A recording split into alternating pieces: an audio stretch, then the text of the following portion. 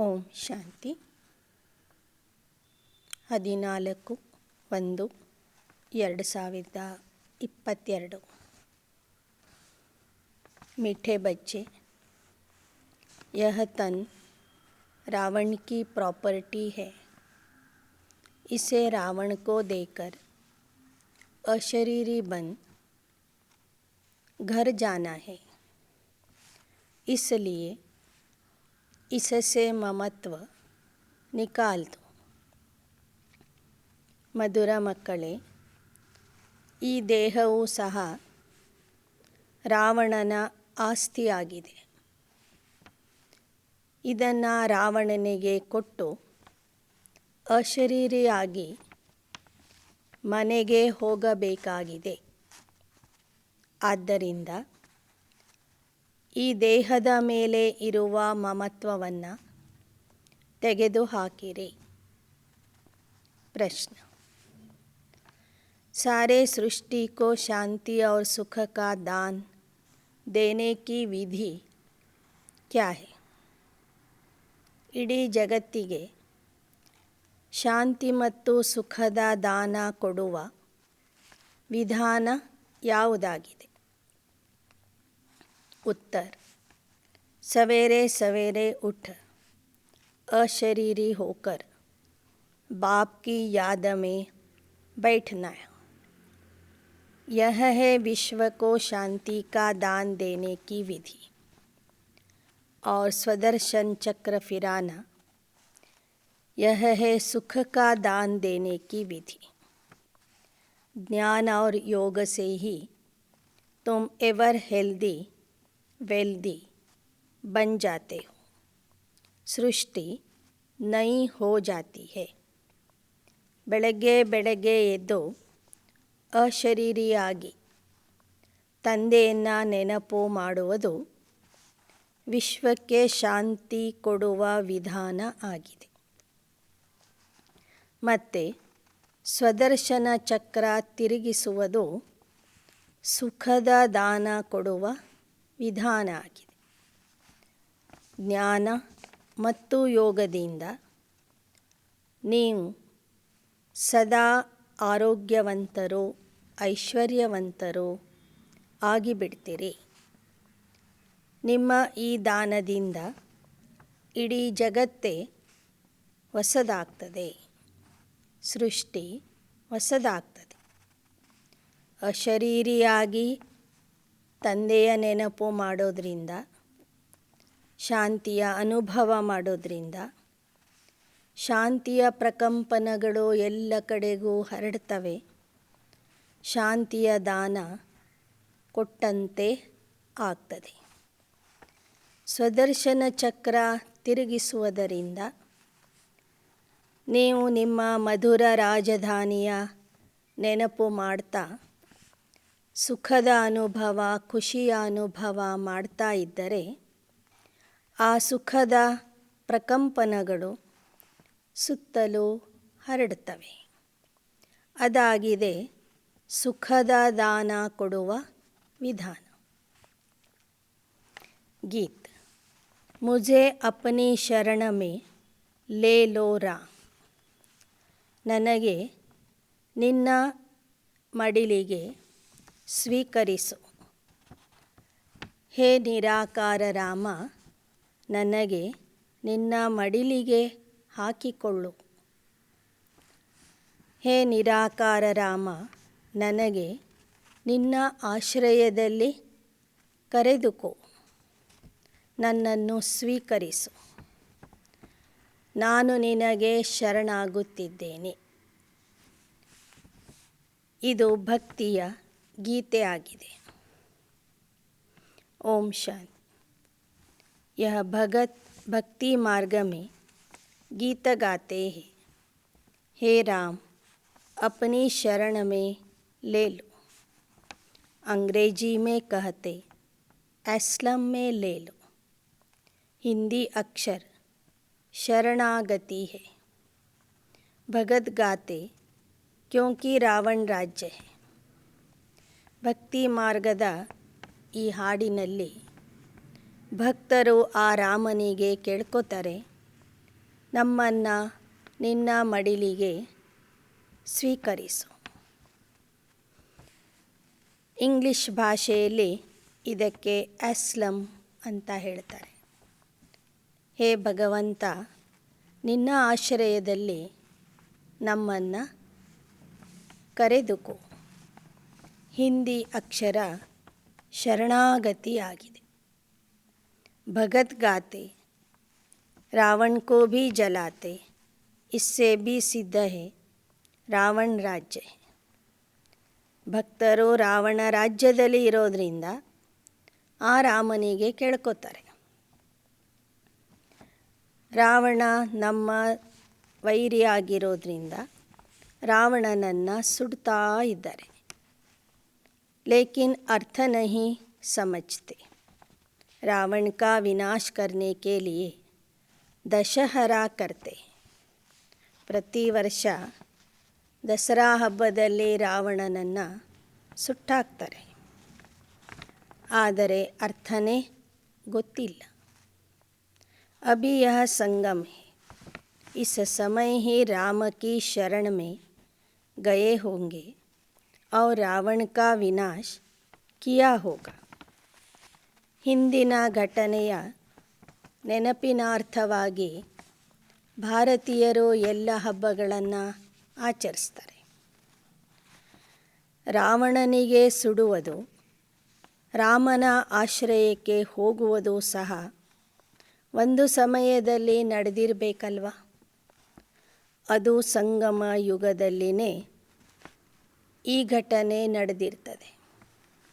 ಎಲ್ಲರೂ ರಾವಣನ ಕಾಟದಿಂದ, ರಾವಣ ಕೊಡುವ ದುಃಖ ಅಶಾಂತಿಯಿಂದ ಸುಸ್ತಾಗಿ ನಿರಾಕಾರ ರಾಮನ ಆಶ್ರಯಕ್ಕೆ ಹೋಗಿಬಿಡ್ತಾರೆ.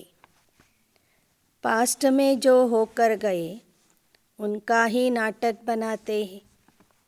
ಹಿಂದೆ ಏನೋ ನಡೆದು ಹೋಗಿರ್ತದೆ, ಅದರದೇ ಒಂದು ನಾಟಕ ಅಥವಾ ಸಿನಿಮಾ ಮಾಡ್ತಾರೆ. तुम बच्चे जानते हो अभी हम रावण की जेल से निकल राम की अस्लम में आए. ಹೀಗೆ ರಾಮ ರಾವಣನ ಯುದ್ಧ ತೋರಿಸ್ತಾರೆ, ರಾಮಾಯಣ ಕಥೆಯನ್ನು ಬರೆದಿದ್ದಾರೆ ಅಂದರೆ ಅಂತಹ ಘಟನೆ ಒಂದು ಕಾಲಕ್ಕೆ ನಡೆದು ಹೋಗಿದೆ ಅಂತ ಅರ್ಥ. ನಿರಾಕಾರ ರಾಮ ಬಂದು ರಾವಣನ ಬಂಧನದಿಂದ ಆತ್ಮಸೀತೆಯರಿಗೆ ಸಂಗಮ ಯುಗದಲ್ಲಿ ಬಿಡಿಸ್ತಾರೆ. ಇದರ ಜ್ಞಾಪಕಾರ್ಥವಾಗಿಯೇ ರಾವಣನನ್ನು ಸುಡುವ ಪದ್ಧತಿ, ರಾಮನನ್ನು ಕರೆಯುವ ಪದ್ಧತಿ ನಮ್ಮಲ್ಲಿ ಬಂದಿದೆ. तुम बच्चे जानते हो राम राज्य में रावण राज्य नहीं हो सकता. रावण राज्य में राम राज्य नहीं हो सकता. राम राज्य सतयुग और त्रेता को कहेंगे. संगम पर जिन्होंने राम की शरण ली है वही राम राज्य में गए होंगे. तुम जानते हो हम अभी राम की शरण में हैं. सारी दुनिया एक टापू है, चारों तरफ पानी है, बीच में है टापू. बड़े बड़े टापू में फिर छोटे छोटे टापू भी हैं. अब तुम बच्चों की बुद्धि में है तो रावण राज्य सारी दुनिया पर है. ಬಾಬಾ ಹೇಳ್ತಾರೆ, ಇಡೀ ಜಗತ್ತೇ ಒಂದು ದ್ವೀಪ ಆಗಿದೆ. ಆ ದೊಡ್ಡ ದ್ವೀಪದಲ್ಲಿ ಚಿಕ್ಕ ಪುಟ್ಟ ದ್ವೀಪಗಳು ಸಹ ಇವೆ. ಈಗ ಇಡೀ ಜಗತ್ತಿನಲ್ಲಿಯೇ ರಾವಣನ ರಾಜ್ಯ ಇದೆ. ಈ ರಾವಣ ರಾಜ್ಯ ಪ್ರಾರಂಭ ಆಗಿದ್ದು ಯಾವ ಸಮಯದಿಂದ ಅಂತ ಜನರಿಗೆ ಗೊತ್ತಿಲ್ಲ. समझाया जाता आधा आधा है.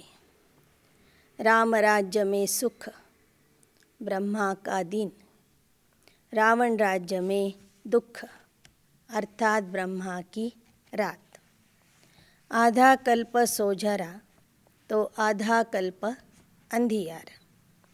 सत्य त्रेता में भक्ति का नाम निशान भी नहीं होता। फिर आधा कल्प भक्ति मार्ग चलता है ದ್ವಾಪರ और ಕಲಿಯುಗ में। ಬಾಬಾ ಹೇಳ್ತಾರೆ, ಅರ್ಧ ಕಲ್ಪ ಸುಖ ಅಂದರೆ ಬೆಳಕು, ಅರ್ಧ ಕಲ್ಪ ದುಃಖ ರಾತ್ರಿ ಅಂದರೆ ಕತ್ತಲು. ಸತ್ಯತ್ರೇತಾಯುಗದಲ್ಲಿ ಭಕ್ತಿಯ ಹೆಸರು ಗುರುತು ಇರೋದಿಲ್ಲ. ನಂತರ ಅರ್ಧ ಕಲ್ಪದಿಂದ ಅಂದರೆ ದ್ವಾಪರ ಕಲಿಯುಗದಲ್ಲಿ भक्ति नड़ीतदे। भक्ति दो प्रकार की। द्वापर में पहले पहले अव्यभिचारी भक्ति होती, कलयुग में व्यभिचारी भक्ति बन जाती. द्वापर युगदल्ली ಮೊದಲು ಮೊದಲು ಅವ್ಯಭಿಚಾರಿ ಭಕ್ತಿ ನಡೀತದೆ, ಕಲಿಯುಗದಲ್ಲಿ ವ್ಯಭಿಚಾರಿ ಭಕ್ತಿ ನಡೀತದೆ. ಹೀಗೆ ಭಕ್ತಿಯಲ್ಲೂ ಸಹ ಎರಡು ಪ್ರಕಾರದ ಭಕ್ತಿ ಇದೆ. ಅಭಿ ತೋ ದೇಖೋ ಕಚ್ಚ ಮಚ್ಚ ಆदि सब की भक्ति करते हैं. मनुष्यों की बुद्धि को सतो प्रधान सतो रजो तमो होना ही है. इन स्टेजेस से पास होना है. ಈಗ ನೋಡಿದರೆ ಕಚ್ಚಾ ಅವತಾರ ಮಚ್ಚ ಅವತಾರ ಅಂಥೇಳಿ ಎಲ್ಲರಿಗೂ ಪೂಜೆ ಮಾಡ್ತಾ ಇದ್ದಾರೆ, ಭಕ್ತಿ ಮಾಡ್ತಾ ಇದ್ದಾರೆ. ಮನುಷ್ಯರ ಬುದ್ಧಿ ಸತೋ ರಜೋ ತಮೋ ಗುಣದಲ್ಲಿ ಬರ್ತದೆ. ತಮೋ ಗುಣದಲ್ಲಿ ಬಂದಾಗ ಮನುಷ್ಯ ತಮೋ ಪ್ರಧಾನ ಭಕ್ತಿ ಮಾಡ್ತಾನೆ. ಬಾಪ್ ಸಮझाते हैं, तुमने अभी राम अथवा शिव बाबा की गोद ली है. ईश्वर को बाबा कहते हैं. जब वह फादर है, फिर फादर को सर्वव्यापी कहना यह कहाँ सुना है. ಬಾಬಾ ಹೇಳ್ತಾರೆ, ರಾಮ ಅಂದರೆ ಶಿವ ಬಾಬಾ. ನಾವೀಗ ಅವನ ಮಡಿಲಿಗೆ ಬಂದಿದ್ದೇವೆ. ಅವನು ನಮ್ಮ ತಂದೆ ಅಂದಾಗ ತಂದೆ ಎಂದಾದರೂ ಸರ್ವವ್ಯಾಪಿ ಆಗ್ತಾರೇನು. कहेंगे फलाने शास्त्र में व्यास भगवान ने लिखा. बाप समझाते, सर्वव्यापी के ज्ञान से तुमको कुछ भी फ़ायदा नहीं हुआ है. ಸರ್ವವ್ಯಾಪಿಯ ಜ್ಞಾನ ಎಲ್ಲಿಂದ ಬಂತು ಅಂತ ಕೇಳಿದರೆ ಹೇಳ್ತಾರೆ, ವ್ಯಾಸ ಭಗವಂತ ಇಂತಹ ಶಾಸ್ತ್ರದಲ್ಲಿ ಬರೆದಿಟ್ಟಿದ್ದಾನೆ ಅಂತ. ಬಾಬಾ ಹೇಳ್ತಾರೆ, ಸರ್ವವ್ಯಾಪಿಯ ಜ್ಞಾನದಿಂದ ಯಾರಿಗೂ ಯಾವುದೇ ರೀತಿಯ ಲಾಭ ಸಿಕ್ಕಿಲ್ಲ. ಸದ್ಗತಿ ದೇನೆ ವಾಲಾ ಜರೂರ್ ಕೋಯಿ ಚಾಹಿ, वह जरूर दूसरा होगा. सद्गति देते ही है गॉड फादर. यह तुम्हारा ಈಶ್ವರೀಯ ಜನ್ಮ.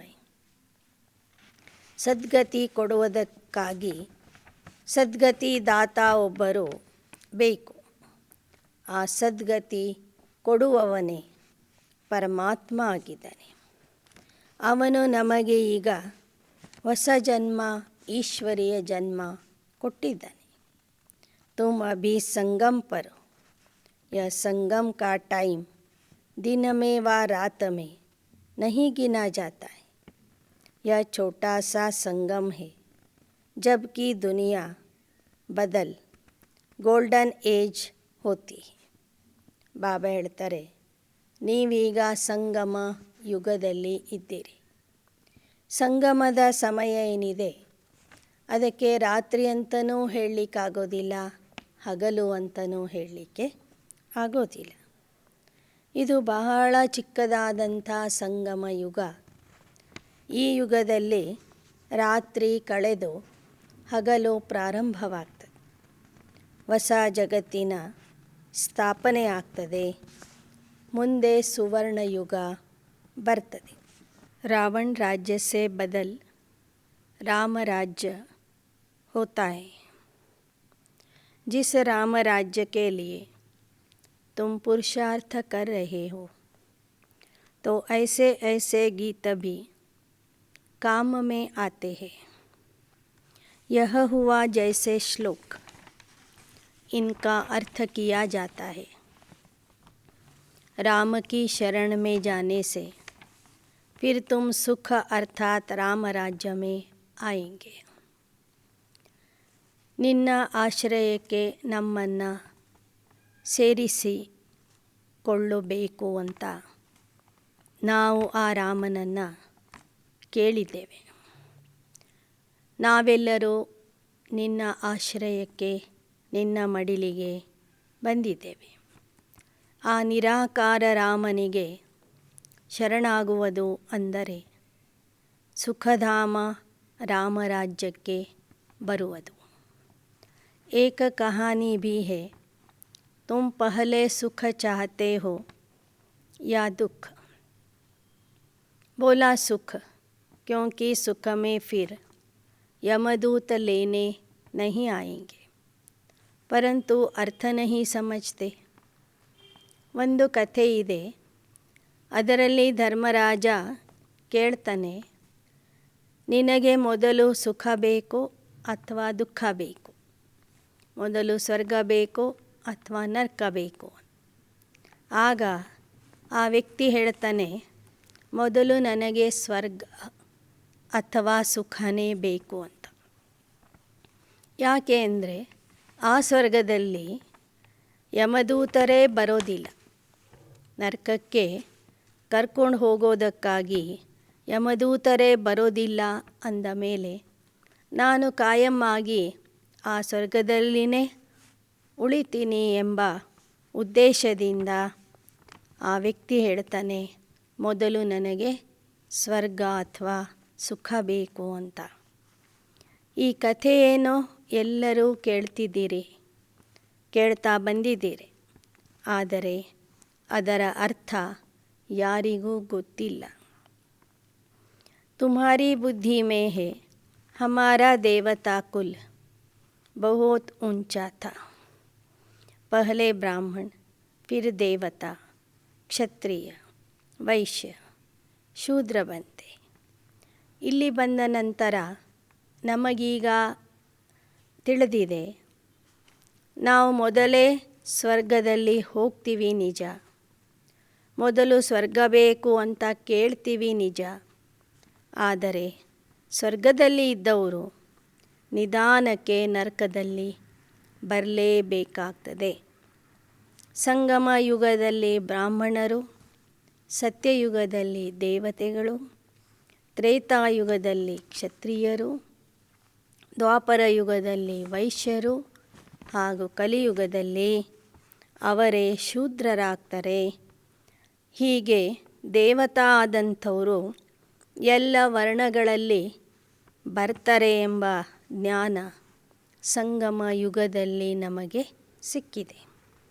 यह विराट रूप बिल्कुल ही ठीक है, वर्ण सिद्ध हो जाते. ಈ ವಿರಾಟ ರೂಪದ ಚಿತ್ರ ಏನಿದೆ ಇದು ಸರಿ ಇದೆ. ಇದರಲ್ಲಿ ವರ್ಣಗಳ ಜ್ಞಾನ ಬರ್ತದೆ. 84 जन्म एक ही सतयुग में नहीं लिए जा सकते.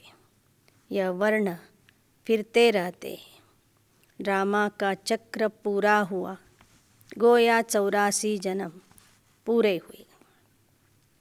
ಕೇವಲ ಸತ್ಯಯುಗದಲ್ಲಿನೇ 84 ಜನ್ಮಗಳನ್ನು ನಾವು ಪಡ್ಕೊಳ್ಳೋದಿಲ್ಲ. ಇಡೀ ನಾಟಕದ ಚಕ್ರದಲ್ಲಿ ನಾವು 84 ಜನ್ಮಗಳನ್ನು ಪಡಿತೇವೆ. ಈ 84 ಜನ್ಮಗಳನ್ನು ಈಗ ಪೂರೈಸಿದ್ದೇವೆ.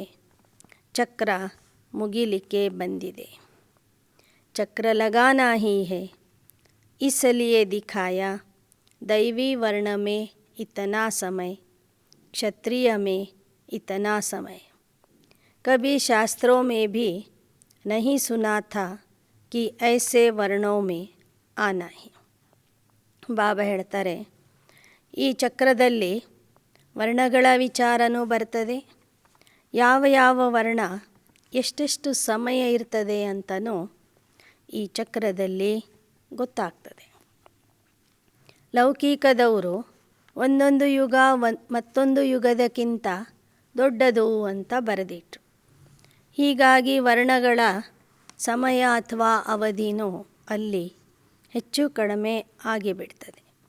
ಆದರೆ ಇಲ್ಲಿ ನಮಗೆ ತಿಳಿದಿದೆ ಎಲ್ಲ ವರ್ಣಗಳು 1250 ವರ್ಷಗಳವರೆಗೆ ಇರ್ತವೆ. ಒಂದೊಂದು ವರ್ಣ 1250 ವರ್ಷಗಳ ತನಕ ಇರ್ತದೆ. ಕವಿ ಶಾಸ್ತ್ರೋं में ऐसे ವರ್ಣೋं का ಜ್ಞಾನ नहीं सुना. ಶಾಸ್ತ್ರಗಳಲ್ಲಿ ಈ ವರ್ಣಗಳ ಬಗ್ಗೆ ನಾವು ಕೇಳಿರಲಿಲ್ಲ. ಚಕ್ರ ಪರ್ ಸಮझाना ಬಡಾ ಸಹಜ. ಬಾಬಾ ಹೇಳ್ತಾರೆ, ಸೃಷ್ಟಿ ನಾಟಕದ ಚಕ್ರ ಏನಿದೆ, ಚಕ್ರವನ್ನು ತೋರಿಸಿ ಜ್ಞಾನ ಹೇಳುವುದು ಬಹಳ ಸರಳ.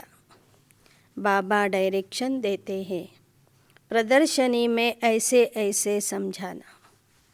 इस समय जबकि हमको नई दुनिया में जाना है तो बाप कहते यह पुरानी दुनिया है. ಬಾಬಾ ಹೇಳ್ತಾರೆ, ಪ್ರದರ್ಶನದಲ್ಲಿ ಈ ಥರನೇ ನೀವು ತಿಳಿಸಬೇಕು. ಹೊಸ ಜಗತ್ತು ಮತ್ತು ಹಳೆ ಜಗತ್ತಿನ ವಿಚಾರನೂ ತಿಳಿಸಬೇಕು. पुरानी दुनिया पुराने शरीर के जो भी संबंधी आदि है उनका बुद्धि से त्याग करो. ಹಳೆ ಜಗತ್ತು, ಹಳೆ ಸಂಬಂಧ ಎಲ್ಲವನ್ನು ಬುದ್ಧಿಯಿಂದ ಮರಿರಿ, ಅಂದರೆ ತ್ಯಾಗ ಮಾಡಿರಿ. बुद्धि से नए घर का आवाहन किया जाता है. यह है बेहद का संन्यास. ಈಗ ನೀವು ಬುದ್ಧಿಯ ಮೂಲಕ ಹೊಸ ಮನೆಯ ಆವಾಹನೆ ಮಾಡಬೇಕು. ಅದಕ್ಕಾಗಿ ಹಳೆ ಮನೆ ಅಥವಾ ಹಳೆ ಜಗತ್ತಿನಿಂದ ಸಂಪೂರ್ಣ ಸನ್ಯಾಸ ಮಾಡಬೇಕು. ದೇಹ ಸಹಿತ जो पुरानी दुनिया के संबंध है उनको भूलना है. अपने को देही समझना है. ದೇಹ ಸಹಿತವಾಗಿ ಹಳೆ ಪ್ರಪಂಚ, ಹಳೆ ಸಂಬಂಧವನ್ನು ಮರಿರಿ. ನಿಮಗೆ ನೀವು ಆತ್ಮ ಎಂದು ತಿಳಿರಿ. मुक्ति तो सबको मिलने वाली. तुम असल में मुक्तिधाम के रहने वाले हैं. सभी धर्म वालों को बाप कहते अब वापिस चलना है. ಬಾಬಾ ಹೇಳ್ತಾರೆ, ಮುಕ್ತಿಯಂತೂ ಎಲ್ಲ ಆತ್ಮರಿಗೂ ಸಿಗ್ತದೆ. ಯಾಕೆ ಅಂದರೆ ಮುಕ್ತಿಧಾಮ ಎಲ್ಲರ ಮನೆ ಆಗಿದೆ. ಬಾಬಾ ಬಂದು ಹೇಳ್ತಾ ಇದ್ದಾರೆ, ಎಲ್ಲ ಧರ್ಮದವರಿಗೂ ತಿಳಿಸ್ತಾರೆ, ನಡಿರಿ, ಈಗ ಮನೆಗೆ ಹೋಗುವ ಸಮಯ ಬಂದಿದೆ. ಅಶರೀರಿ ಆಯೇ ಥೆ ಫಿರ್ ಅಶರೀರಿ ಹೋಕರ್ ಜಾನಾ ಹೈ. ನಾವೆಲ್ಲರೂ ಆ ಮನೆಯಿಂದ ಬರುವಾಗ ಅಶರೀರಿ ಆಗಿ ಬಂದಿದ್ವಿ, ಈಗ ಅಶರೀರಿ ಆಗಿ ಹೋಗಬೇಕು. ಸಿರ್ಫ ಕಬ್ ಆನಾ ಕಬ್ ಜಾನಾ ಯ ಚಕ್ರ ಸಮझना है. ಆದರೆ ಬರೋದು ಯಾವಾಗ, ಹೋಗೋದು ಯಾವಾಗ ಅನ್ನೋದು ಮಾತ್ರ ತಿಳ್ಕೋಬೇಕು. ಬರೋದು ಯಾವಾಗ, ಹೋಗೋದು ಯಾವಾಗ ಅನ್ನುವ ವಿಚಾರ ಈ ಚಕ್ರದಲ್ಲಿ ಬರ್ತದೆ. बरोबर सतयुग में पहले पहले देवी देवता धर्म के ही आते हैं, फिर नंबरवार आते जाते. जब मूल वतन से सब आ जाते तो फिर वापस जाना शुरू होता है. ಸತ್ಯಯುಗದಲ್ಲಿ ದೇವತಾ ಧರ್ಮದವರು ಮಾತ್ರ ಬರ್ತಾರೆ, ನಂತರ ಎಲ್ಲ ಧರ್ಮದವರು ಬರ್ತಾರೆ. ಕೊನೆಗೆ ಮೂಲವತನ ಖಾಲಿ ಆಗ್ತದೆ. ಮೂಲವತನದಿಂದ ಬರೋರೆಲ್ಲರೂ ಬಂದ ನಂತರ ಹೋಗುವುದು ಪ್ರಾರಂಭ ಆಗ್ತದೆ.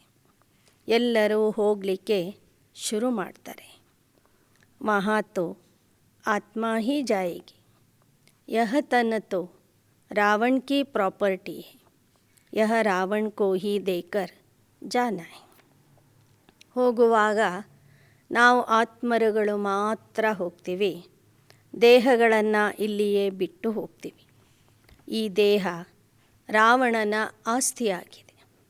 ಅದನ್ನು ಅವನಿಗೆ ಕೊಟ್ಟು ಆತ್ಮ ಆಗಿ ನಾವು ಹೋಗಬೇಕಾಗಿದೆ. ಯಹ ಸಬ್ ಕುಚ್ ಯಹಾ ಹಿ ವಿನಾಶ ಹೋತಾ ಹೈ. ಇದೇನೆಲ್ಲವನ್ನೂ ನೋಡ್ತಾ ಇದ್ದೀವಿ, ಈ ಎಲ್ಲ ವಸ್ತುಗಳು, ವೈಭವ, ಮನುಷ್ಯರು ಎಲ್ಲರೂ ನಾಶ ಆಗೋರಿದ್ದಾರೆ. ಬಾಪ್ ಕಹತೆ ಮೈ ಲೇನೆ ಆಯಾ ಹೂँ, अशरीरी होकर चलो. कितना सहज समझाते हैं. फिर धारणा भी होनी चाहिए. फिर जाकर औरों को समझाना चाहिए. ಬಾಬಾ ಹೇಳ್ತಾರೆ, ನಾನು ನಿಮ್ಮನ್ನು ಕರೀಲಿಕ್ಕೆ ಬಂದಿದ್ದೀನಿ. ನನ್ನ ಜೊತೆಗೆ ಅಶರೀರಿಯಾಗಿ ನೀವು ಬರಬೇಕು. ಎಷ್ಟು ಸಹಜವಾಗಿದೆ ತಿಳ್ಕೊಳ್ಳುವಂಥದ್ದು. ಆದರೂ ಮಕ್ಕಳಲ್ಲಿ ಧಾರಣೆ ಆಗೋದಿಲ್ಲ.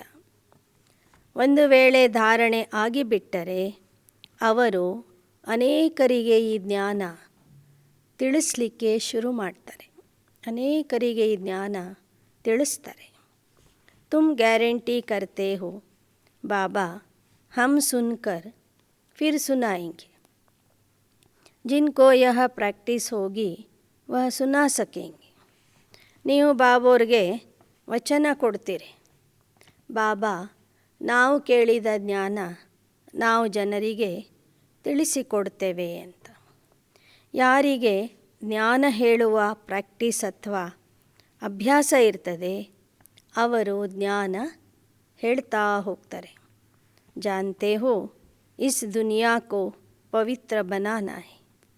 योग में रहकर शांति और सुख का दान देना है. इसलिए बाबा कहते, रात्रि को उठकर योग में बैठो तो सृष्टि को दान दो. ಈ ಜಗತ್ತನ್ನು ನಾವು ಪಾವನ ಮಾಡಬೇಕಾಗಿದೆ. ತಂದೆಯ ಜೊತೆಗೆ ಸೇರಿ ಈ ಜಗತ್ತನ್ನು ಪವಿತ್ರ ಜಗತ್ತನ್ನಾಗಿ ಮಾಡಬೇಕಾಗಿದೆ. ಆದ್ದರಿಂದ ಬಾಬಾ ಹೇಳ್ತಾರೆ, ಬೆಳಗ್ಗೆ ಎದ್ದು ಅಥವಾ ರಾತ್ರಿಯ ಸಮಯದಲ್ಲಿ ನಿದ್ದೆ ಬಿಟ್ಟಾದರೂ ನೀವು ಶಾಂತಿ ಮತ್ತು ಸುಖದ ದಾನ ಕೊಡಿ. ರಾತ್ರಿ ಕೋ ಉಠಕರ್ ಯೋಗ ಮೇ ಬೈಠೋ ಸೃಷ್ಟಿ ಕೋ ದಾನ್ ದೋ. ರಾತ್ರಿ ಎದ್ದು ಕೂತ್ಕೊಳ್ರಿ, ಅಮೃತ ವೇಳೆಯಲ್ಲಿ ಎದ್ದು ಯೋಗದ ಮೂಲಕ ಇಡೀ ಜಗತ್ತಿಗೆ ಸುಖ ಮತ್ತು ಶಾಂತಿಯ ದಾನ ಕೊಡಿ. ಸವೇರೆ ಅಶರೀರಿ ಹೋಕರ್ बैठते हो तो तुम भारत को बल्कि सारी सृष्टि को योग से ಶಾಂತಿ ಕಾ ದಾನ್ ದೇತೆ ಹೋ.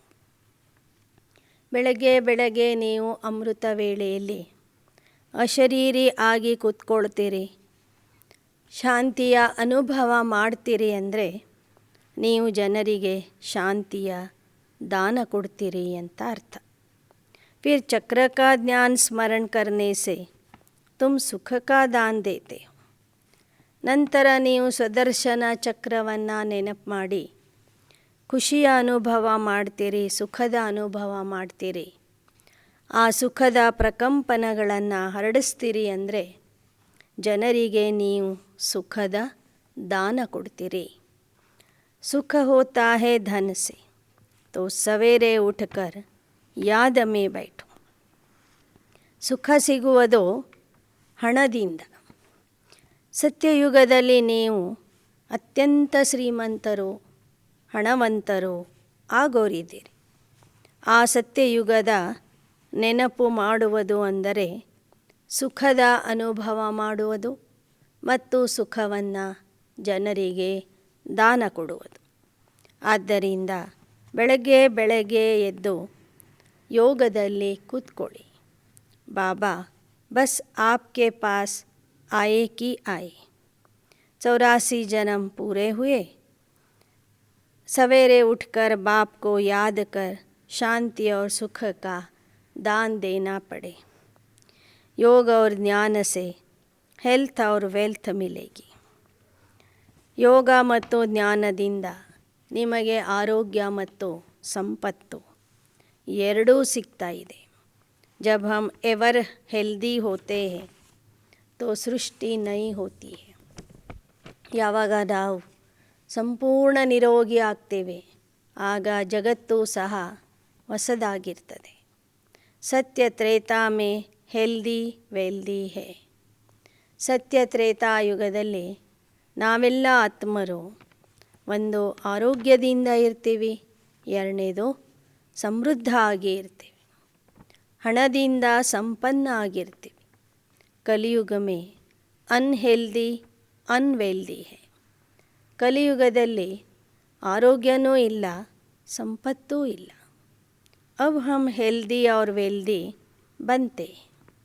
ಈಗ ನಾವು ಹೆಲ್ದಿ ಮತ್ತು ವೆಲ್ದಿ ಆಗ್ತಾ ಇದ್ದೇವೆ. ಫಿರ್ ಆಧಾ ಕಲ್ಪ ಹಮಾರಾ ಹಿ ರಾಜ್ಯ ಚಲ್ತಾ ಹೈ.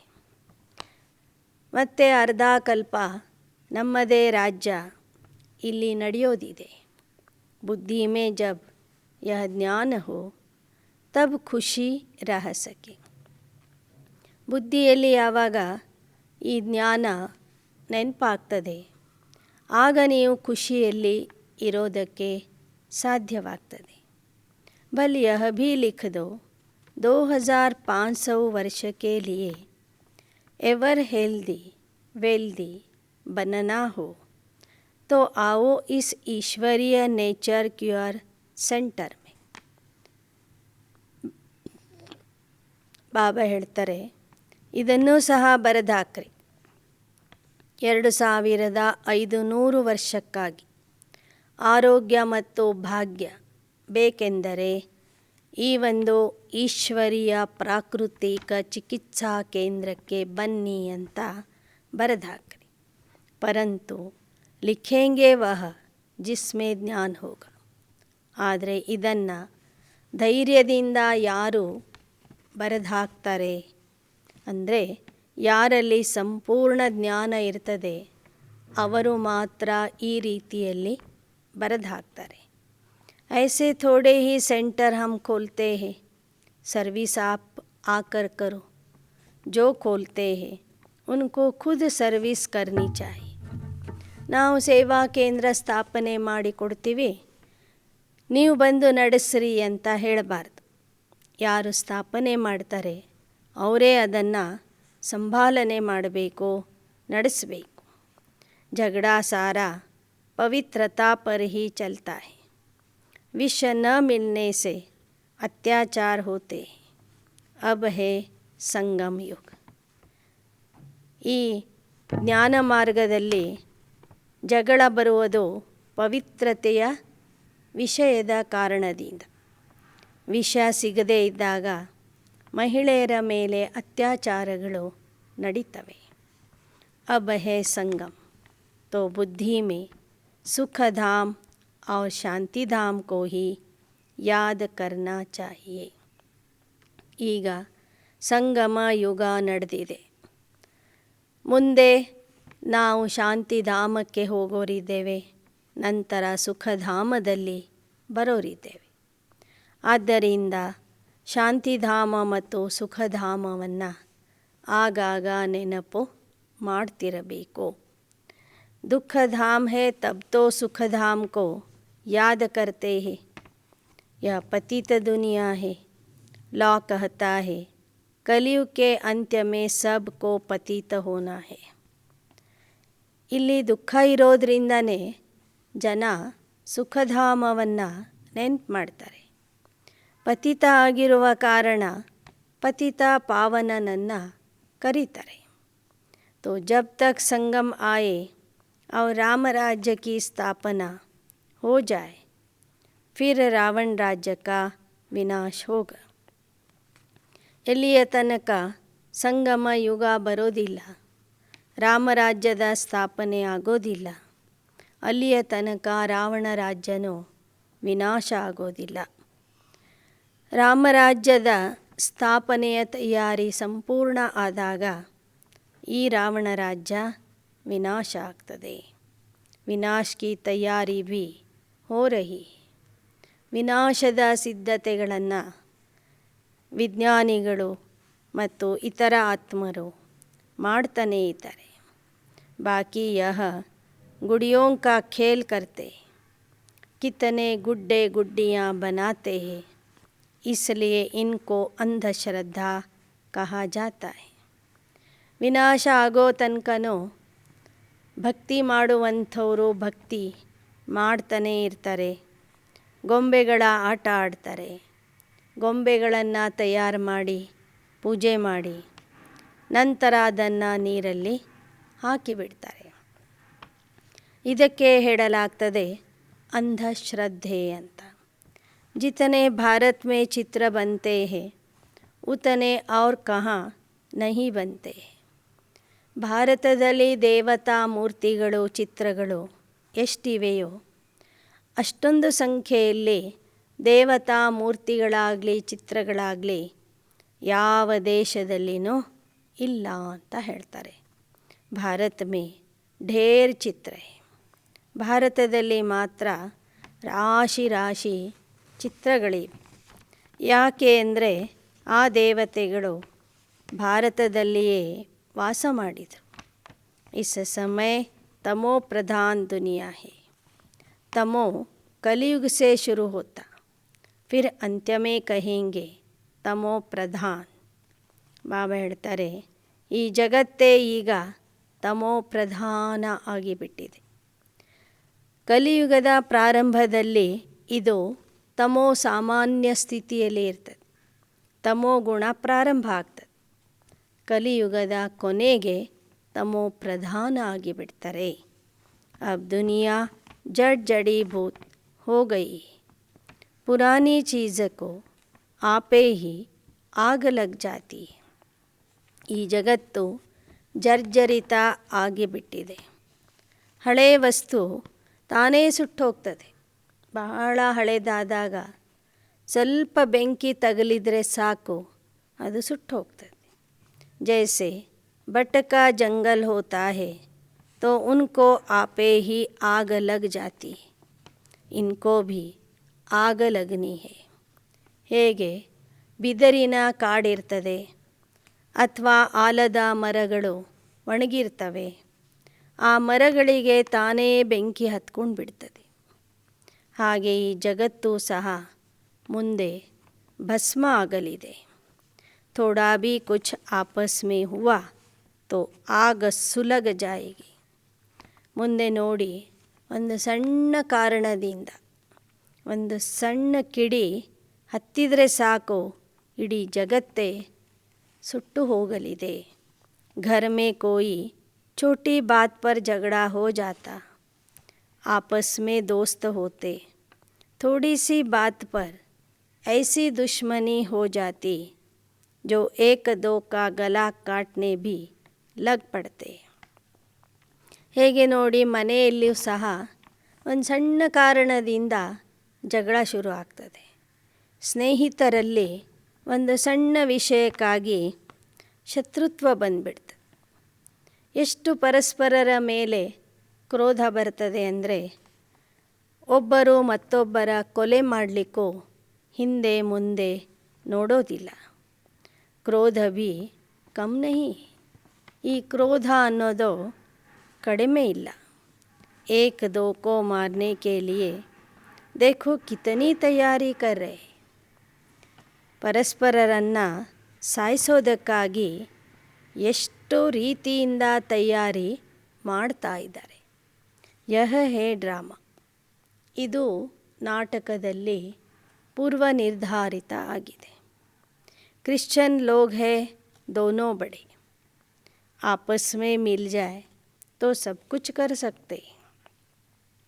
ಎರಡು ಕ್ರಿಶ್ಚನ ರಾಷ್ಟ್ರಗಳು, ರಷ್ಯಾ ಮತ್ತು ಅಮೇರಿಕಾ, ಎರಡು ದೊಡ್ಡ ದೊಡ್ಡ ರಾಷ್ಟ್ರಗಳು ಪರಸ್ಪರ ಒಂದಾಗಿ ಬಿಟ್ಟರೆ ಇಡೀ ವಿಶ್ವವನ್ನೇ ಆಳಬಹುದು. ಆದರೆ ಅವರು ಒಂದಾಗೋದಿಲ್ಲ. पोप भी क्रिश्चियन का हेड है. उनका मान बहुत रखते, परंतु मानते उनकी भी नहीं.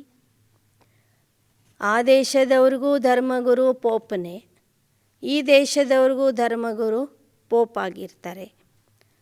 ಅವರಿಗೆ ಮಾನ ಸನ್ಮಾನ ಕೊಡ್ತಾರೆ.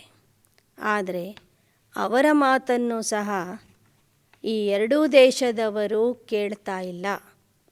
यहाँ भी जो बच्चे बाप की मानते नहीं वह विनाशी पद पाते हैं. ಹಾಗೆ ಇಲ್ಲಿಯೂ ಸಹ ಯಾವ ಮಕ್ಕಳು ತಂದೆಯ ಮಾತನ್ನು ಕೇಳೋದಿಲ್ಲ ಅವರ ಪದವಿ ವಿನಾಶ ಆಗಿಬಿಡ್ತದೆ. ಅಂದರೆ ತಮ್ಮ ಪದವಿಯನ್ನು ಅವರು ಕಳ್ಕೊಳ್ತಾರೆ. ಶ್ರೀಮತ್ ಪರ್ ಚಲನಾ ಚಾಹಿಯೆ. श्रीमद् भगवद गीता है ना, और कोई शास्त्र में ಶ್ರೀಮತ್ नहीं. ಸ್ವರ್ಗದಲ್ಲಿ ಉನ್ನತ ಪದವಿ ಬೇಕು ಅಂದರೆ ಶ್ರೀಮತದಿಂದ ನಡಿಬೇಕು. ಶ್ರೀಮದ್ ಭಗವದ್ಗೀತೆ ಅಂತ ಪ್ರಸಿದ್ಧಿಯಾಗಿದೆ. ಶ್ರೀಮತ ಬೇರೆ ಯಾವ ಶಾಸ್ತ್ರದಲ್ಲಿಯೂ ಇಲ್ಲ. ಶ್ರೀಮಾನ श्रेष्ठते श्रेष्ठ जो कब पुनर्जन्म में नहीं आते. मनुष्य तो पुनर्जन्म में आते. ಶ್ರೀ ಅಂದ್ರೇ ಶ್ರೇಷ್ಠ. ನೀವೆಲ್ಲರೂ ಶ್ರೇಷ್ಠ ಆಗ್ತೀರಿ. ಆದರೆ ನಿಮಗೆ ಶ್ರೇಷ್ಠರನ್ನಾಗಿ ಮಾಡೋನು ಅವನು ಶ್ರೇಷ್ಠರಿಗೂ ಶ್ರೇಷ್ಠ ಆಗಿದ್ದಾನೆ. ಅವನು ಎಂದು ಪುನರ್ಜನ್ಮದಲ್ಲಿ ಬರೋದಿಲ್ಲ. मनुष्य तो पुनर्जन्म में आते हैं. विद्वानों ने तो जन्म मरण से रहित की गाई हुई गीता में पूरे 84 जन्म लेने वाले का नाम डाल दिया है. ಮನುಷ್ಯರು ಪುನರ್ಜನ್ಮದಲ್ಲಿ ಬರ್ತಾರೆ. ಪರಮಾತ್ಮ ಪುನರ್ಜನ್ಮದಲ್ಲಿ ಬರೋದಿಲ್ಲ. ಆದರೆ ಭಕ್ತರು 84 ಜನ್ಮಗಳಲ್ಲಿ ಬರುವಂತಹ ಶ್ರೀಕೃಷ್ಣನ ಹೆಸರನ್ನು ಭಗವದ್ಗೀತೆಯಲ್ಲಿ ಸೇರಿಸಿದ್ದಾರೆ. वास्तव में परमपिता परमात्मा ही ज्ञान का सागर है, पवित्रता का सागर है. पतित पावन गाया हुआ है, वही वरदान देते हैं बच्चों को. ವಾಸ್ತವಿಕವಾಗಿ ಗೀತಾ ಜ್ಞಾನ ಕೊಡೋನು ನಿರಾಕಾರ ಪರಮಪಿತ ಪರಮಾತ್ಮ ಆಗಿದ್ದಾರೆ. ಅವನೇ ಜ್ಞಾನದ ಸಾಗರ, ಪವಿತ್ರತೆಯ ಸಾಗರ, ಪತಿತ ಪಾವನ ಆಗಿದ್ದಾನೆ. ವಹಿ ವರದಾನ್ ದೇತೆ ಹೇ ಬಚ್ಚೋಂಕು. ಆ ತಂದೆಯೇ ಬಂದು ಮಕ್ಕಳಿಗೆ ವರದಾನ ಕೊಡ್ತಾರೆ. ಉನ್ಕೆ ಬದಲೆ ಕೃಷ್ಣ ಕಾ ನಾಮ್ ಡಾಲ್ ದಿಯಾ ಹೈ. पहले पहले शिव जयंती फिर होती है ಕೃಷ್ಣ ಜಯಂತಿ. ಆ ಪರಮಾತ್ಮನ ಹೆಸರಿನ ಬದಲಾಗಿ ಭಗವದ್ಗೀತೆಯಲ್ಲಿ ಕೃಷ್ಣನ ಹೆಸರನ್ನು ಸೇರಿಸಿಬಿಟ್ಟಿದ್ದಾರೆ. ಇದು ಬಹಳ ದೊಡ್ಡ ತಪ್ಪಾಗಿದೆ. ಮೊದಲು ಈ ಪ್ರಪಂಚದಲ್ಲಿ ಶಿವ ಜಯಂತಿ ಆಗ್ತದೆ. ಅಂದರೆ ಶಿವನ ಅವತರಣೆ ಆಗ್ತದೆ. ನಂತರ कृष्ण जयंती बरतदे. शिव बाबा आते हैं नई दुनिया स्थापन करने. तो पहले बाप का जन्म फिर बच्चे का जन्म. ಪರಮಾತ್ಮ ಹೊಸ ಜಗತ್ತಿನ ಸ್ಥಾಪನೆಗಾಗಿ ಇಲ್ಲಿ ಬರ್ತಾರೆ. ಹೀಗೆ ಮೊದಲು ತಂದೆಯ ಜನ್ಮ, ನಂತರ ಮಗುವಿನ ಜನ್ಮ. बाप के जन्म से ही कृष्ण बच्चा निकला. वह भी एक तो नहीं होगा, दैवी संप्रदाय कहा जाता है. ತಂದೆಯಿಂದಲೇ ಶ್ರೀಕೃಷ್ಣ ಹುಟ್ಟುತ್ತಾನೆ. ಅಂದರೆ ತಂದೆಯಿಂದ ಜ್ಞಾನ ಕೇಳಿ ಅವನು ಕೃಷ್ಣ ಆಗುವ ಪುರುಷಾರ್ಥ ಮಾಡ್ತಾನೆ. ಕೃಷ್ಣನ ರಾಜ್ಯದಲ್ಲಿ ಅವನೊಬ್ಬನೇ ಇರೋದಿಲ್ಲ. ಅವನ ಜೊತೆಗೆ दैवी संप्रदाय भी होता है. दैवी संप्रदाय इರ್ತದೆ. तो कितना भूल कर दी है.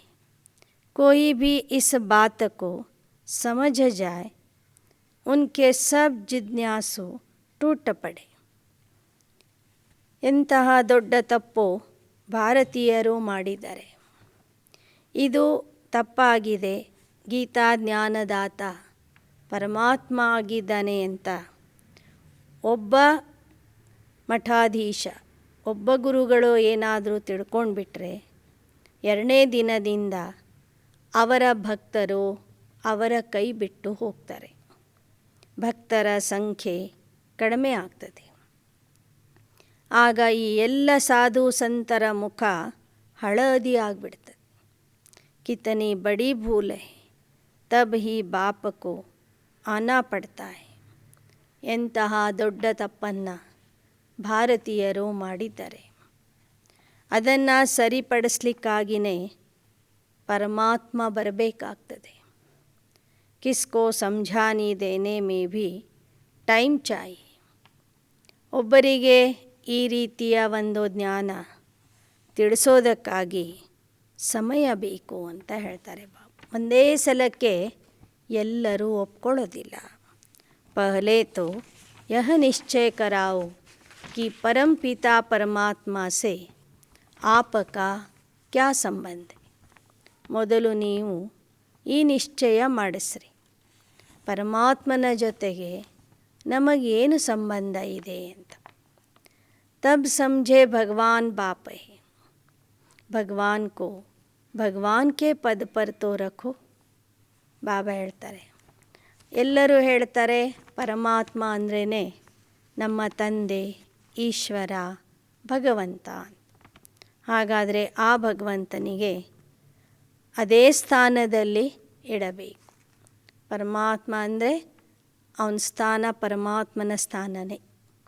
ಅವನನ್ನು ಜನನ ಮರಣದಲ್ಲಿ ಬರುವಂತಹ ದೇವತೆಗಳ ಜೊತೆಗೆ ಜೋಡಿಸಬಾರದು.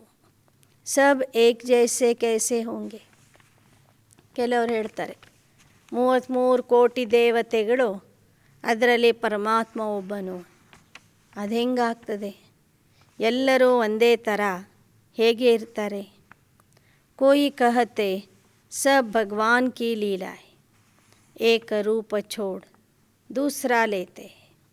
ಇನ್ನು ಕೆಲವರು ಹೇಳಿದರು ಪರಮಾತ್ಮ ಒಂದೊಂದು ಯುಗದಲ್ಲಿ ಒಂದೊಂದು ರೂಪ ತಾಳಿ ಬರ್ತಾನೆ ಅಂತ. ಅದು ಸಾಧ್ಯ ಇಲ್ಲ ಅಂತಾರೆ ಬಾಬಾ. ಅವನು ಪುನರ್ಜನ್ಮದಲ್ಲಿ ಬರೋದಿಲ್ಲ.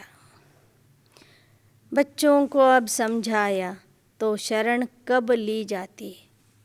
जब रावण राज्य खत्म होता तब राम आते हैं. राम की शरण लेने से सद्गति मिलती है. ಮತ್ತೆ ಬಾಬಾ ಕೇಳ್ತಾ ಇದ್ದಾರೆ, ನೀವು ಯಾರ ಆಶ್ರಯಕ್ಕೆ ಬಂದಿದ್ದೀರಿ? ಯಾವಾಗ ಬರ್ತೀರಿ? ಯಾವಾಗ ರಾವಣ ರಾಜ್ಯದ ವಿನಾಶದ ಸಮಯ ಬರ್ತದೆ, ಆಗ ನೀವು ಮಕ್ಕಳು, ನೀವು ಆತ್ಮರು ನಿರಾಕಾರ ರಾಮನ ಆಶ್ರಯಕ್ಕೆ ಬರ್ತೀರಿ. ಅದರಿಂದ ನಿಮಗೆ ಸದ್ಗತಿಯ ಪ್ರಾಪ್ತಿಯಾಗ್ತದೆ. यहाँ आकर तुम ब्राह्मण बनते हो, फिर देवता बनते हो. बाबा ही स्वर्ग की स्थापना करते. ಇಲ್ಲಿ ಬಂದು ನೀವು ಸಂಗಮ ಯುಗದ ಬ್ರಾಹ್ಮಣರಾಗ್ತೀರಿ, ಭವಿಷ್ಯದಲ್ಲಿ ದೇವತಾ ಆಗ್ತೀರಿ. ಆ ದೇವತೆಗಳ ರಾಜ್ಯ ಸ್ವರ್ಗವನ್ನು ಪರಮಾತ್ಮನೇ ಬಂದು ಸ್ಥಾಪನೆ ಮಾಡ್ತಾನೆ. ಬ್ರಾಹ್ಮಣೋं की माला नहीं गाई जाती. ಬ್ರಾಹ್ಮಣರ ಮಾಲೆಗೆ ಗಾಯನ ಇಲ್ಲ. ವೈಜಯಂತಿ ಮಾಲಾ ವಿಷ್ಣು ಕಿ ಹೈ. ವಿಜಯ ಮಾಲೆಗೆ ಗಾಯನ ಇದೆ. ವೈಜಯಂತಿ ಮಾಲೆ ಅಂದರೆ ವಿಷ್ಣುವಿನ ಮಾಲೆ. ಬ್ರಾಹ್ಮಣರ ಮಾಲೆ ಅಂದರೆ ಬ್ರಹ್ಮಕುಮಾರ್ ಬ್ರಹ್ಮಕುಮಾರಿಯರ ಮಾಲೆ. ಇದು ಇನ್ನೂ ಫೈನಲ್ ಆಗಿಲ್ಲ ಅಂತ ಹೇಳ್ತಾರೆ ಬಾಬಾ. यह ईश्वरीय घराना जो अब नया शुरू होता है. आगे था रावण का आसुरी घराना. रावण को असुर कहा जाता है. ಈಗ ನೀವು ಈಶ್ವರಿಯ ಪರಿವಾರದಲ್ಲಿ ಬಂದಿದ್ದೀರಿ. ಮೊದಲು ರಾವಣನ ಆಸುರಿ ಪರಿವಾರದಲ್ಲಿ ಇದ್ರಿ. ರಾವಣ ಅಂದ್ರೇ ಅಸುರ, ರಾಕ್ಷಸ ಅಂತ ಅರ್ಥ. यह कंस जरासंध नाम अभी सिद्ध होते. जन्म जन्मांतर तुमको साकार से वर्षा मिलता है. ರಾವಣ ರಾಜ್ಯ ಅಂದ್ರೇ ಆಸುರಿ ರಾಜ್ಯ. ಆ ರಾಜ್ಯದಲ್ಲಿ ಕಂಸ, ಜರಾಸಂಧ ಇತ್ಯಾದಿ ಅನೇಕ ಅಸುರರು ಇದ್ದಾರೆ. ಈಗ ಬಾಬಾ ಹೇಳ್ತಾರೆ, ಜನ್ಮ ಜನ್ಮಾಂತರದಿಂದ ನೀವು ಲೌಕಿಕದ ತಂದೆಯಿಂದ ಆಸ್ತಿಯನ್ನು ಪಡ್ಕೊಂಡಿದ್ದೀರಿ. ಸತ್ಯುಗ ಮೇ ಭಿ ಸಾಕಾರ ಸೇ ಮಿಲ್ತಾ ಹೈ.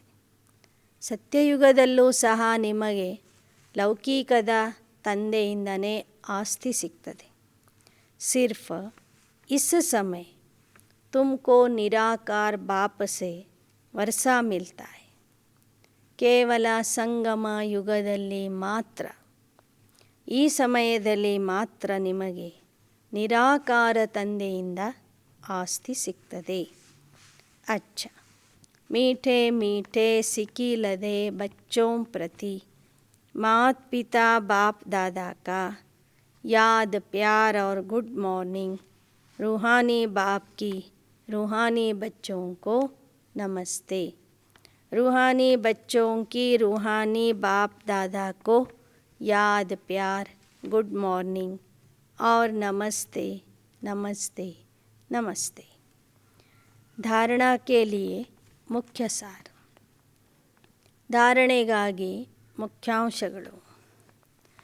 ದೇಹ ಸಹಿತ पुरानी दुनिया के संबंधी आदि सब भूल स्वयं को देही समझना है. बुद्धि से नए घर का आवाहन करना है. ದೇಹ ಸಹಿತವಾಗಿ ಹಳೆ ಪ್ರಪಂಚ, ಹಳೆ ಸಂಬಂಧವನ್ನು ಮರೆತು ಸ್ವಯಂವನ್ನು ಆತ್ಮ ಎಂದು ತಿಳಿಯಬೇಕು. ಬುದ್ಧಿಯ ಮೂಲಕ ಹೊಸ ಮನೆಯ ಆವಾಹನೆ ಮಾಡಬೇಕು. 2. ಸವೇರೆ ಸವೇರೆ ಉಠ ಸಾರಿ ದುನಿಯಾ ಕೋ ಶಾಂತಿ और ಸುಖ का दान देना है. ಬೆಳಗ್ಗೆ ಬೆಳಗ್ಗೆ ಎದ್ದು ಇಡೀ ಜಗತ್ತಿಗೆ ಶಾಂತಿ ಮತ್ತು ಸುಖದ ದಾನ ಕೊಡಬೇಕು. वरदान. आकारी और निराकारी स्थिति के अभ्यास द्वारा हलचल में भी अचल रहने वाले बाप समान भव. आकारी ಮತ್ತು ನಿರಾಕಾರಿ ಸ್ಥಿತಿಯ ಅಭ್ಯಾಸದಿಂದ ಏರುಪೇರಿನ ಸ್ಥಿತಿಯಲ್ಲೂ ಸಹ ಅಚಲವಾಗಿ ಇರುವಂತಹ ತಂದೆಯ ಸಮಾನ ಭವ. जैसे साकार में रहना नेचुरल हो गया है, ऐसे ही मैं आकारी फरिश्ता हूँ, निराकारी श्रेष्ठ आत्मा हूँ. यह दोनों स्मृतियाँ नेचुरल हो, क्योंकि शिव बाप है निराकारी और ब्रह्मा बाप है आकारी. ಹೇಗೆ ಸಾಕಾರದಲ್ಲಿ ಇರುವುದು ನಿಮಗೆ ಬಹಳ ಸಹಜ ಆಗಿದೆ, ಹಾಗೆಯೇ ನಾನು ಅವ್ಯಕ್ತ ಫರಿಷ್ಠಾ ಆಗಿದ್ದೇನೆ, ಅಂದರೆ ಆಕಾರಿ ಫರಿಷ್ಠಾ ಆಗಿದ್ದೇನೆ ಮತ್ತು ನಿರಾಕಾರಿ ಶ್ರೇಷ್ಠ ಆತ್ಮ ಆಗಿದ್ದೇನೆ ಎಂಬ ಸ್ಮೃತಿಯೂ ಸಹ ನಿಮ್ಮಲ್ಲಿ ಸಹಜ ಸ್ವಾಭಾವಿಕವಾಗಿ ಬರಬೇಕು. ಶಿವ ಬಾಪ ಹೇ ನಿರಾಕಾರಿ, ब्रह्मा बाप है आकारी. अगर दोनों से प्यार है तो समान बनो. ಶಿವ ತಂದೆ ನಿರಾಕಾರಿಯಾಗಿದ್ದಾರೆ, ಬ್ರಹ್ಮ ಬಾಬಾ ಆಕಾರಿಯಾಗಿದ್ದಾರೆ, ಸೂಕ್ಷ್ಮ ರೂಪಧಾರಿ ಆಗಿದ್ದಾರೆ. ಇಬ್ಬರ ಮೇಲೇನೂ ನಿಮಗೆ ಪ್ರೀತಿ ಇದೆ ಅಂದರೆ ಇಬ್ಬರ ಸಮಾನ ಆಗಬೇಕು. ನಿರಾಕಾರಿ ಸ್ವರೂಪನೂ ಆಗಬೇಕು, ಅವಶ್ಯಕತೆ ಇದ್ದಾಗ ಬ್ರಹ್ಮ ತಂದೆಯ ಸಮಾನ ಫರಿಷ್ಠಾ ಸ್ವರೂಪನೂ ಆಗಬೇಕು. साकार में रहते अभ्यास करो. अभी अभी आकारी, अभी अभी निराकारी. ಸಾಕಾರದಲ್ಲಿ ಇರುವಾಗಲೇ ಅಭ್ಯಾಸ ಮಾಡಿರಿ. ಈಗೀಗ ಆಕಾರಿ ಸ್ಥಿತಿ ಅಂದರೆ ಫರಿಷ್ಠಾ ಸ್ಥಿತಿ, ಮತ್ತೊಂದು ಕ್ಷಣಕ್ಕೆ ನಿರಾಕಾರಿ ಸ್ಥಿತಿ. यह अभ्यास ही हलचल में अचल बना देगा. ಈ ಅಭ್ಯಾಸವೇ ನಿಮ್ಮನ್ನು ಕೋಲಾಹಲದ ಸ್ಥಿತಿಯಲ್ಲಿ ಏರುಪೇರಿನ ಸ್ಥಿತಿಯಲ್ಲೂ ಸಹ ಅಚಲವನ್ನಾಗಿ ಮಾಡಿಬಿಡುತ್ತದೆ. श्लोगन दिव्य गुणों की प्राप्ति होना ही सबसे श्रेष्ठ प्रभु प्रसाद है. ದಿವ್ಯ ಗುಣಗಳನ್ನು ಪ್ರಾಪ್ತಿ ಮಾಡಿಕೊಳ್ಳುವುದೇ ಸರ್ವಶ್ರೇಷ್ಠ ಪ್ರಭು ಪ್ರಸಾದ ಆಗಿದೆ. ಲವಲೀನ ಸ್ಥಿತಿ का ಅನುಭವ करो. ಲವಲೀನ ಸ್ಥಿತಿಯ ಅನುಭವ ಮಾಡಿರಿ. जो प्यारा होता है उसे याद किया नहीं जाता, उसकी याद स्वतः आती है. ಯಾರು ಒಬ್ಬರಿಗೆ ಅತ್ಯಂತ ಪ್ರಿಯ ಆಗಿರ್ತಾರೆ ಅವರನ್ನು ಪ್ರೀತಿ ಇರುವಂಥವರು ನೆನಪು ಮಾಡೋದಿಲ್ಲ, ಆದರೆ ಅವರ ನೆನಪು ಸ್ವತಃ ಬರ್ತಾ ಇರ್ತದೆ. सिर्फ प्यार दिल का हो, सच्चा और निस्वार्थ. ಆದರೆ ಪ್ರೀತಿ ಮಾತ್ರ ಹೃದಯದ ಪ್ರೀತಿ ಇರಬೇಕು, ಸತ್ಯವಾದ ಪ್ರೀತಿ ಇರಬೇಕು, ನಿಸ್ವಾರ್ಥ ಪ್ರೀತಿ ಇರಬೇಕು. जब कहते हो मेरा बाबा प्यारा बाबा तो प्यारे को कभी भूल नहीं सकते. ನೀವೇ ಹೇಳ್ತೀರಿ ನನ್ನ ಬಾಬಾ ಪ್ರೀತಿಯ ಬಾಬಾ ಅಂತ ಅಂದ ಮೇಲೆ ಆ ಪ್ರೀತಿಯ ತಂದೆಯನ್ನು ನೀವು ಯಾವತ್ತೂ ಮರಿಬಾರದು. और निस्वार्थ प्यार सिवाय बाप के किसी आत्मा से मिल नहीं सकता. ಮತ್ತು ನಿಸ್ವಾರ್ಥವಾದ ಪ್ರೀತಿ ತಂದೆಯ ವಿನಃ ನಮಗೆ ಯಾರಿಂದನೂ ಸಿಗೋದಕ್ಕೆ ಸಾಧ್ಯವಿಲ್ಲ, ಯಾವ ಆತ್ಮರಿಂದನೂ ಸಿಗೋದಿಲ್ಲ. इसलिए कभी मतलब से याद नहीं करो, ನಿಸ್ವಾರ್ಥ ಪ್ಯಾರ में ಲವಲೀನ ರಹೋ. ಆದ್ದರಿಂದ ಸ್ವಾರ್ಥದ ಪ್ರೀತಿಯನ್ನು ಮಾಡಬೇಡಿ. ಕೆಲಸ ಇದ್ದಾಗ ಮಾತ್ರ ನೆನಪು ಮಾಡೋದಲ್ಲ, ನಿಸ್ವಾರ್ಥ ಪ್ರೀತಿಯಿಂದ ನೆನಪು ಮಾಡಿರಿ. ಆ ಪ್ರೀತಿಯಲ್ಲಿ ಮಗ್ನ ಆಗಿಬಿಡಿ. ನಿಸ್ವಾರ್ಥ ಪ್ರೀತಿಯಲ್ಲಿ ಮುಳುಗಿ ಹೋಗ್ರಿ ಅಂತ ಬಾಬಾ ಹೇಳ್ತಾರೆ. ಅಚ್ಚಾ, ಓಂ ಶಾಂತಿ.